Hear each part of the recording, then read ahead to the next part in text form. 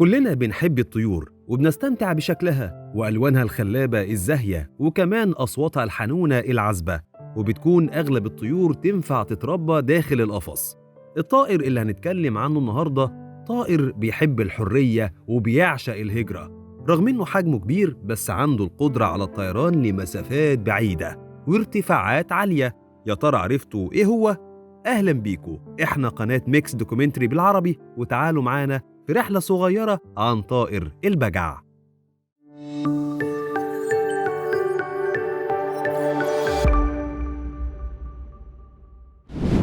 يعتبر طائر البجع أحد الطيور المائية ضخمة الحجم، وبيوصل طول جناحه إلى 3 أمتار، وبيكون وزنه حوالي 13 كيلو جرام. بيتميز طائر البجع بمنقاره الطويل الحاد اللي بيستخدمه لالتقاط الأسماك والحشرات الصغيرة. تهاجر طيور البجع بعد موسم التكاثر إلى المناطق الدافئة في فصل الشتاء، وتقدر تطير إلى ارتفاعات كبيرة ضمن مجموعات لغرض الهجرة من مكان إلى آخر. وبيكون في طائر رئيسي في مقدمة المجموعة لقيادة المجموعة، ولما بيتعب الطائر الرئيسي بياخد طائر آخر مكانه. بيعيش البجع لمدة تصل إلى 20 سنة في البرية، وقد يعيش في حديقة الحيوانات أو مع مربينهم لمدة تصل إلى 50 سنة. بيتصف البجع في 7 أنواع تختلف في لونها وحجمها وسلوكها. بيكون البجع اللي موجود في نصف الكرة الشمالي هو أكتر أنواع البجع شهرة، وبيتميز بلونه الأبيض ومنقاره البرتقالي اللون. بيعيش البجع في المسطحات المائية بشكل عام كالبحيرات والبرك والأنهار، وكمان في الأراضي الرطبة والمستنقعات. ولما بيقوم ببناء أعشاشه بتكون قريبة من أماكن تواجد المية اللي بيعيش فيها.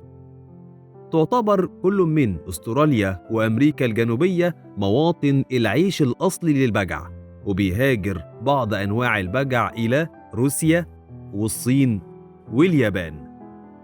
بتتبع طيور البجع طريقة التربيت على سطح الماء للحصول على الطعام. بتغمر رأسها في الماء لتصل رقبتها تحت سطح الماء لتلتقط أطعمتها من أسفل الماء. تتم عملية التزاوج للبجع في المياه العذبة زي المستنقعات والبرك. يساعد ذكر البجع في بناء العش ويكتفي بزوجة واحدة مدى الحياة، وبيساعد الذكر الأنثى في توفير الطعام ورعاية الصغار. تضع أنثى البجع ما يقارب من 5 إلى 7 بيضات. بيكون البيض لونه أخضر شاحب. بتجلس الأنثى على البيض لمدة تصل إلى 6 أسابيع. تمتاز طيور البجع بأنها طيور دفاعية، بتعمل كل ما بوسعها للحفاظ على صغارها وحمايتهم من التهديدات. بتقوم بعمل حركات الرفرفة في أجنحتها وتصدر أصوات مختلفة علشان تخوف الحيوانات المفترسة. وبعد انتصارها بتصدر الأصوات اللي بتنبعث من القصبة الهوائية وعظام الصدر للتعبير عن الانتصار. بيتعرض طائر البجع إلى تهديدات كبيرة بسبب عوامل خارجية محيطة بمكان معيشته، وهي بتتعرض المياه العذبة اللي تعتبر موطن معيشة البجع للتلوث بسبب رصاص بنادق الصيد. بتؤدي طلقات الرصاص الصادرة من بنادق الصيد الخاصة بالصيادين إلى تسمم البجع وموته. بتصدم طيور البجع بخطوط الكهرباء، ودي من أهم الأسباب المؤدية لموت البجع. تتعرض طيور البجع للموت على إيد صائدي الأسماك عند دخول الخطافات في فم البجع عن طريق الخطأ.